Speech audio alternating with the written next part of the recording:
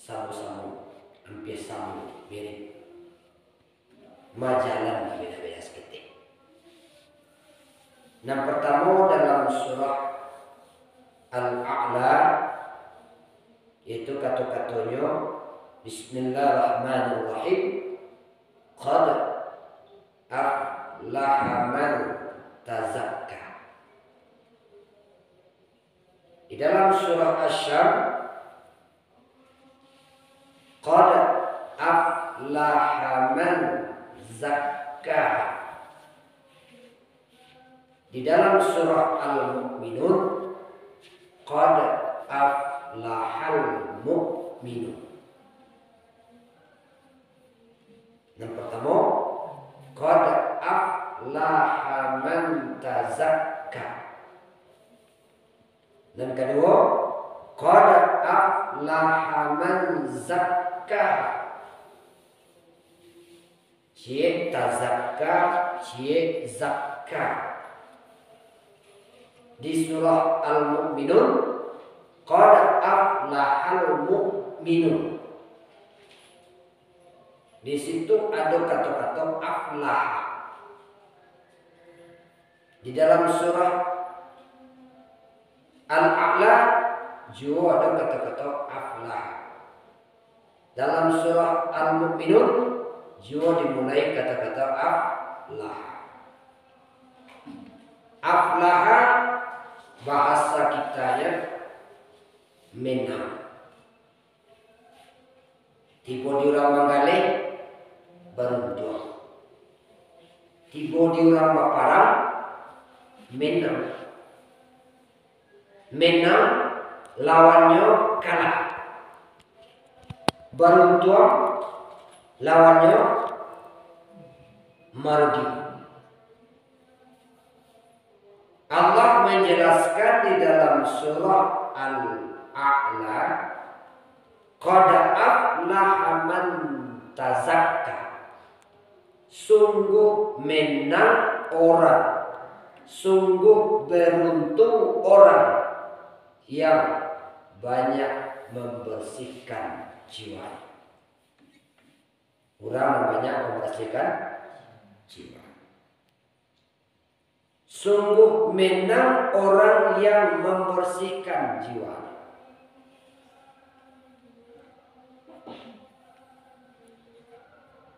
Baca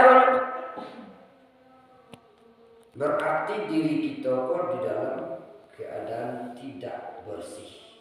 Maka dituntut kita banyak membersihkan diri. Kalau jiwa kita lah bersih, maka selalu perbuatan kita, tindak tanduk kita, perkataan kita, pengecekan kita, pancalian kita, palangkahan panggil, seluruhnya mengarah kepada kebaikan. Tapi kalau jiwa kita tidak bersih, maka seluruh tindak tanduk kita akan berpengaruh. Kok pencarian masih mencari buruk, kok pandangaran masih suka mandang-mandangan dan buruk, kok pengecekan masih suka terlompet-lompet mengecek-ngecek aib keburukan manusia, kok kaki masih jual langkah melangkah ketampe dan buruk, kok tangan masih jual ambil-ambil yang bukan hak milik kita manusia. Berarti kalau tindak tanduk dampak yang muncul daripada banyak membersihkan jiwa itu elok, maka menanglah, maka beruntunglah. Kalau tindak tanduk banyak yang memunculkan dari yang tidak elok, diakibat daripada jiwa tidak bersih, maka kalahlah. Nah, kaum bapak dan kaum ibu yang dimuliakan Allah, kita baru saja melewati ujian yang besar selama bulan suci Ramadan. Kalau di dalam bulan suci Ramadan banyak hal yang telah kita lewati. Kalau orang dalam menjalankan ibadah puasa jo iman nan mantap, jo iman nan berhasil, maka ghufira lahu ma taqaddama, diampuni dosanya. Karena di dalam menjalankan ibadah puasa tidak semata menahan lapar dan haus, tidak semata menahan lapar dan haus, tapi juga melatih, mendidik nafsu kita. Kajian dahulu kalau tidak salah subuh dan dahulu kita mengejar posisi tingkatan mutmainnah. Untuk mendapatkan jiwa yang mutmainnah itu seberapa usaha kemampuan kita dalam melatih nafsu atau jiwa. Karena nafsu kita itu bertingkat-tingkat. Berawal dari nafsu amarah. Setelah itu pindah kepada nafsu lawamah. Sudah itu naik kepada nafsu malhamah. Sudah itu baru naik kepada nafsu mutmain. Apa nafsu amarah? Nafsu nan mengajak nan menyuruh kita untuk melakukan nan dilarang oleh Allah Subhanahu wa ta'ala. Bergejolak nafsu. Orang yang berada di nafsu amarah itu sulit untuk dikendalikan. Sulit untuk dikendalikan. Kalau tiba bahasa anak muda kini kau bergejolak, apa saja yang tampak dia tanpa pikir panjang, tanpa memikirkan akibat resiko yang akan dimunculkan daripada memperturutkan nafsu amarah. Namun bagi orang yang melaksanakan puasa dengan betul-betul iman, kemudian orang yang betul-betul menjalankan qiyamul lail di malam hari, tidak saja tarawih, tapi juga melaksanakan ibadah-ibadah yang lain di bulan suci Ramadan, mampunya mendidik, melatih nafsu amarahnya, maka sudah naiknya satu tingkat. Apa tingkatan yang kedua? Nafsu lawamah. Apa nafsu lawamah? Lah maraso, ya, lah maraso napasu nucapo, ada semacam getaran penyesalan, ada semacam getaran ketakutan, ada semacam getaran merugi setelah inyo memperturutkan nafsu amarah. Lah merasa padih jiwanya akibat dari dipaturikannya nafsu amarah. Kok akibatnya? Untungnya tidak ada. Contoh orang bangi gawak wak balik dia juga bangi auto. Oh, dipacarinya di orang tua balik dia juga pacari auto. Diciluitnya barang awak di orang diciluitnya barangnya auto podo. Ya, di orang kan ada orang jalan ke mana? Podo sehingga. Jalan ke mana? Podo sehingga. Kalau ciluitnya barang di orang, ciluitnya barangnya. Begitu. Iya bu, ada orang di Manado begitu. Kau kastana ciluitnya barang. Kalau yang jale kurang dengan cilut lah kan, ya mau. Tapi untung daripada melakukan membalik buruak buruak, untung berapa persen untung, berapa persen kenyamanan itu dapat jawab. Nah, ibarat itu membalik nan buruak jonan elok atau baca lihat. Tapi membalik buruak sama buruak atau banyak orang. Pentang. Sakit tidak. Nah, kalau kode itu juga gitu dari hari ke hari, tahun ke tahun, berarti ABC tadi man kana yaumuhu khairan min yaumi amsi fahuwa marhum. Orang yang hari konyo, bulan konyo, tahun konyo lebih rancak daripada hari tahun sebelumnya, maka orang itu adalah beruntung. Wa man kana yaumuhu misla yaumi amsi fahuwa khasir.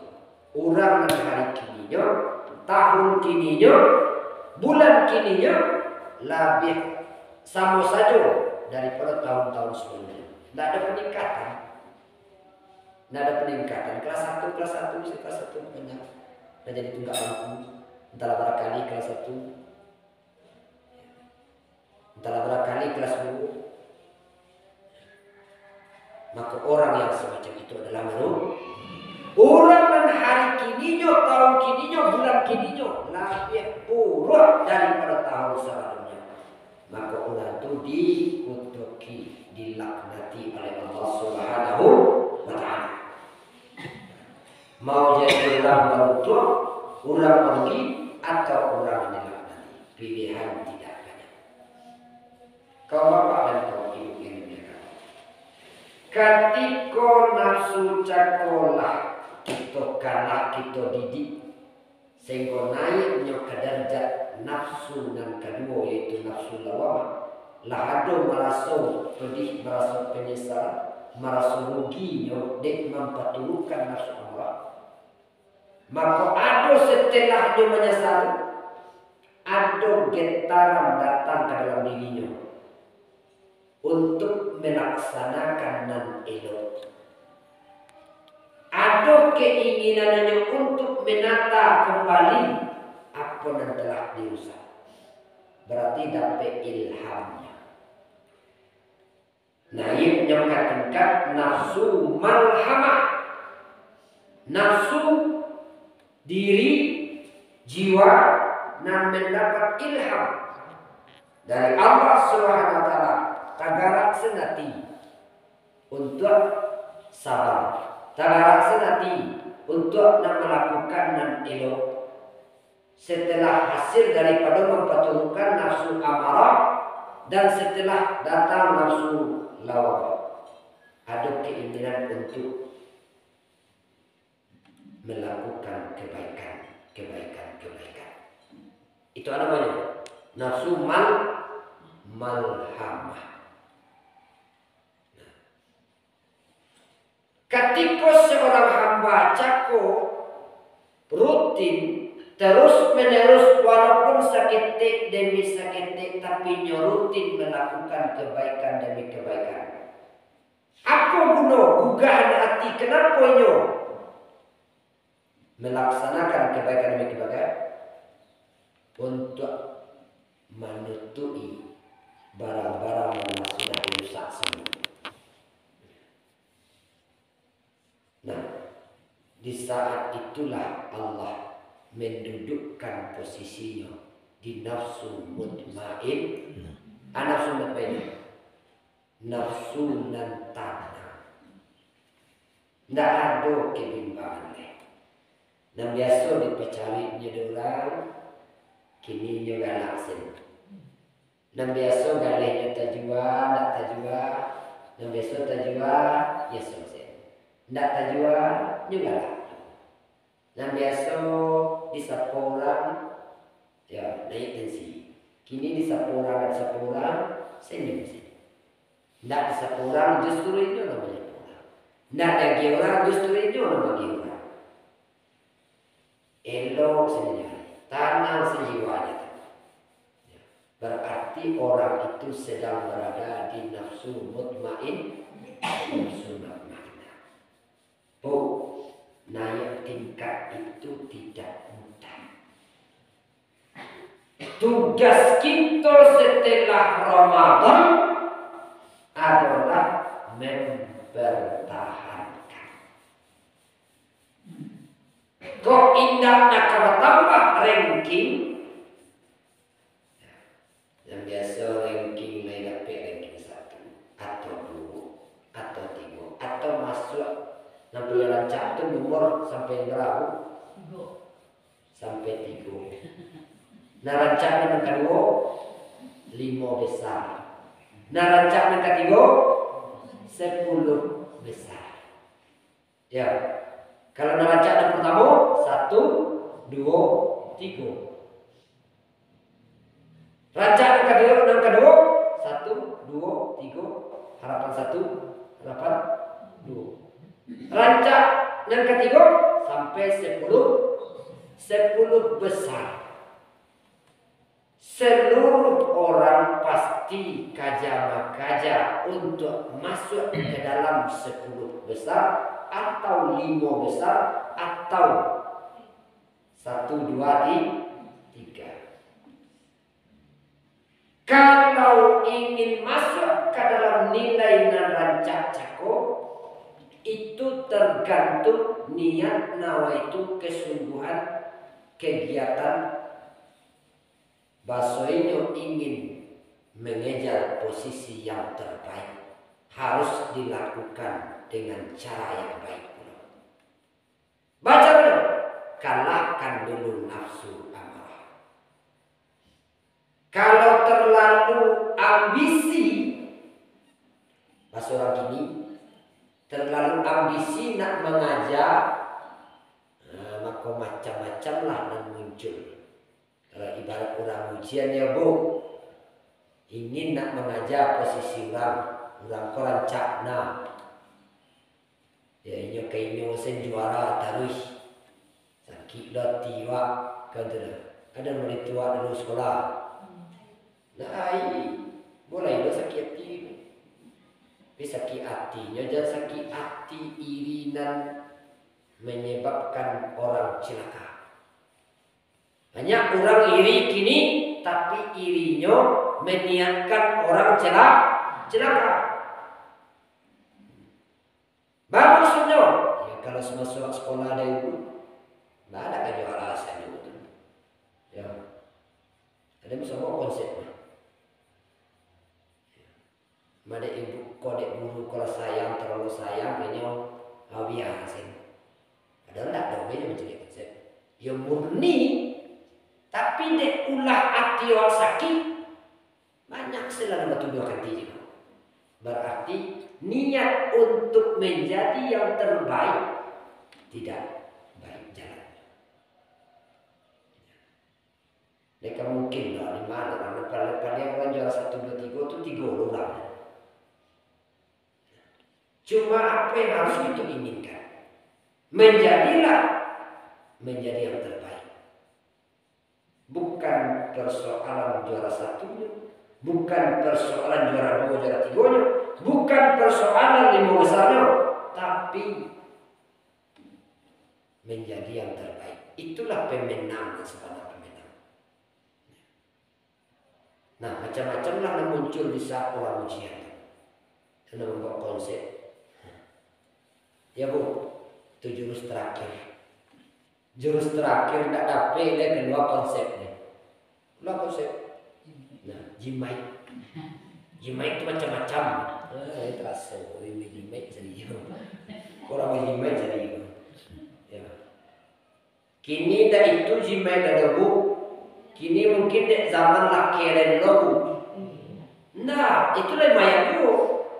Lagi kalau apa itulah yang malu boleh anu. Lebih-lebih kalau tiba diri agak sesari bu, diambilnya pena tu bu. Di tantangannya kalau memilih A, B, C, D, tak dapat je lah ditantang. 5 terjatuh buka titik pena tu. Wah, keberuntungan. Keberuntungan. B. Tukinimu. Dicari kerajaannya malam.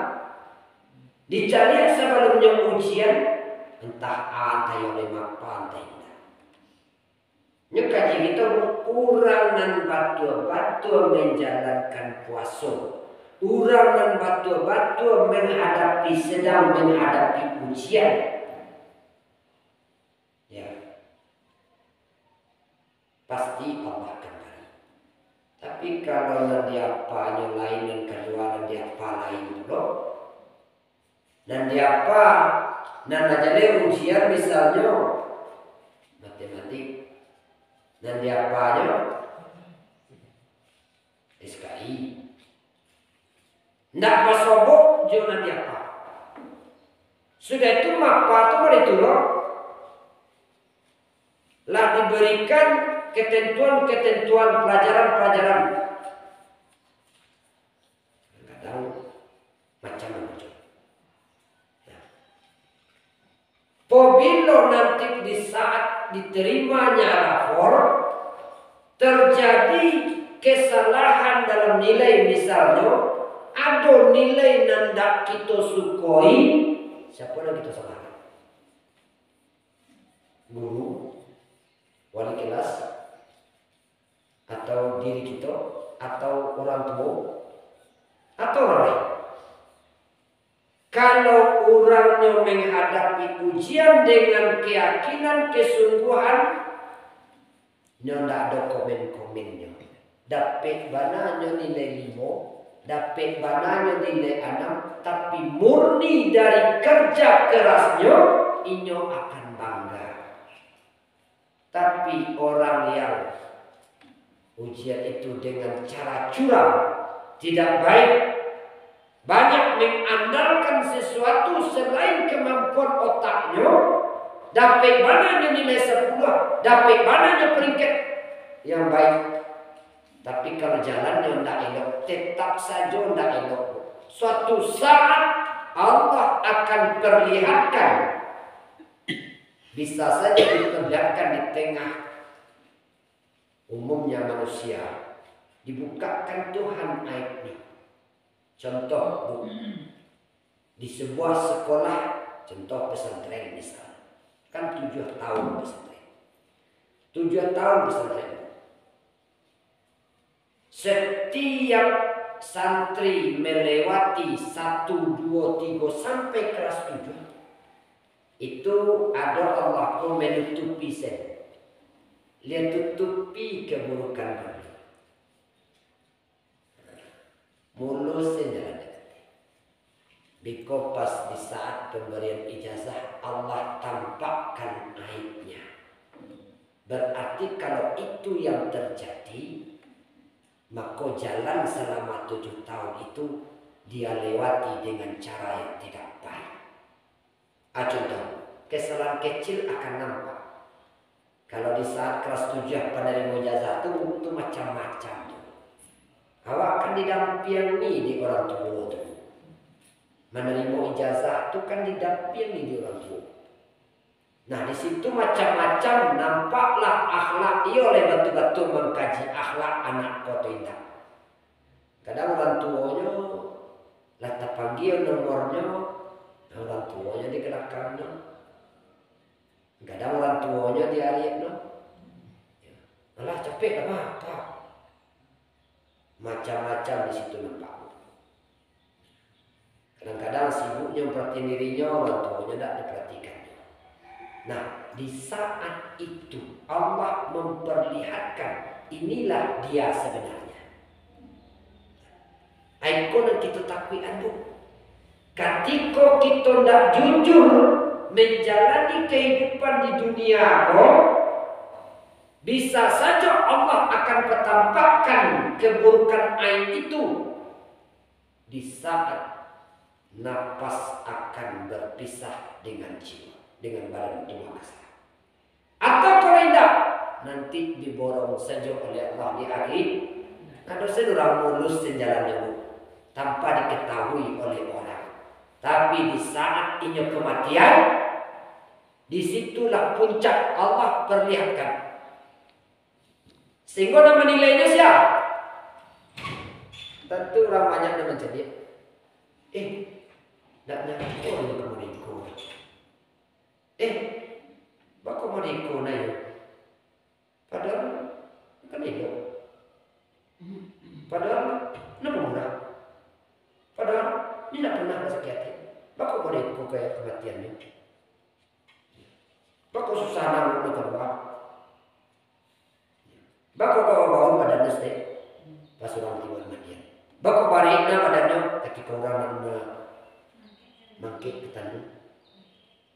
Bako untuk dosen lahatnya. Bako karesen tanah. Banyaklah muncul penilaian-penilaian mirip daripada orang yang hidup, yang akan mengurus kehidupan terakhir kita, yaitu kematian. Kalau doa ijabah kita dulu, kalau minta kematian seimbang, kalau minta ke Tuhan, mintalah mati dan seimbang, mati dan bersih, dan diawali dengan mati bersih. Kau bapak dan kau ibu yang dimuliakan oleh Allah. Sementara kita tidak bisa lagi berbuat apapun. Orang mengecek, bagonjang ganjing, bagunjiang tentang keburukan awal di saat mati itu. Wah, tidak ada dayu. Tidak ada dayu soroman di ketika kita masih kue. Kalau kue bisa, orang bagunjiang mungkin mau juga cari ini. Tapi balik badan terkaku, tidak berdaya. Dipangakan saja diulang. Dibukanya baju awak tanang sih. Ya bu, yang keknya ke pemandian awak tanang sih. Takare sokongan bantal semacamnya atau basi beradu jenuh takare selama kau lalu di sekeliling bed takare wak tanang sih. Sampai lahat dibuat wak tanang sih. Ya. Jauh kubu awak diantaranya di sana awak tanang sen kecil. Ada kubu asal ini kurbannya kecil. Maka tenaga awak mana muncul awak dan ceplos tu, dan cipe tu, ya kecil.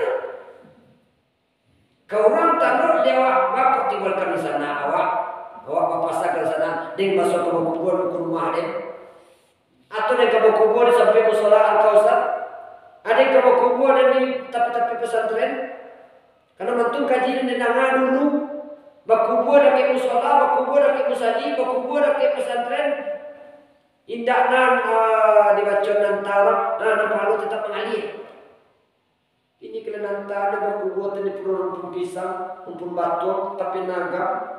Ya kecil anda. Baca orang kecilnya.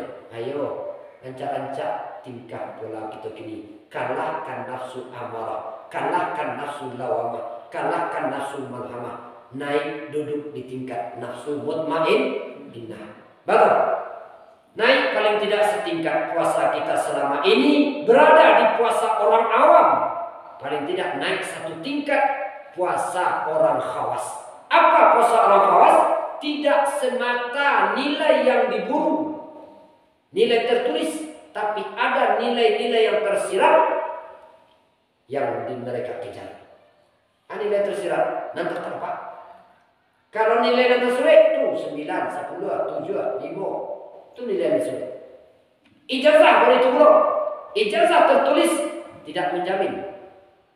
Nilai tertulis tidak menjamin. Tapi sikap di tengah keseharian kita itulah yang membuat kita dinilai orang. Oh iya rancak saya.